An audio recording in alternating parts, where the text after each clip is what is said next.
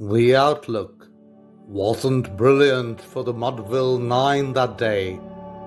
The score stood 4-2, with but one inning more to play. And then when Cooney died at first, and Barrows did the same, a pall-like silence fell upon the patrons of the game. A straggling few got up to go in deep despair. The rest clung to the hope which springs eternal in the human breast. They thought, if only Casey could but get a whack at that, we'd put up even money now with Casey at the bat. But Flynn preceded Casey, as did also Jimmy Blake, and the former was a hoodoo, while the latter was a cake. So upon that stricken multitude grim melancholy sat, for there seemed but little chance of Casey getting to the bat. But Flynn let drive a single to the wonderment of all, and Blake, the much despised, tore the cover off the ball. And when the dust had lifted, and men saw what had occurred, there was Jimmy safe at second, and Flynn a hugging third. Then from 5,000 throats and more there rose a lusty yell. It rumbled through the valley, it rattled in the dell, it pounded on the mountain and recoiled upon the flat. For Casey, mighty Casey, was advancing to the bat.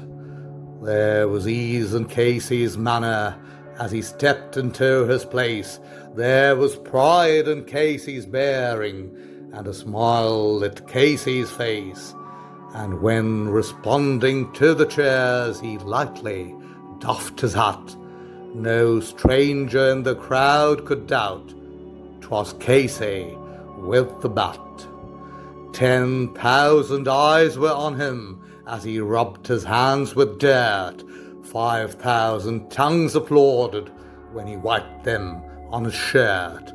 Then, while the writhing pitcher ground the ball into his hip, defiance flashed in Casey's eye, a sneer curled Casey's lip.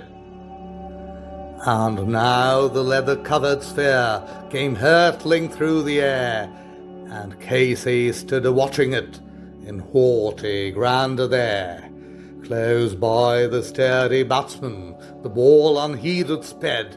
"That ain't my style," said Casey. "Strike one," the umpire said. From the benches, black with people, there went up a muffled roar, like the beating of the storm waves on a stern and distant shore.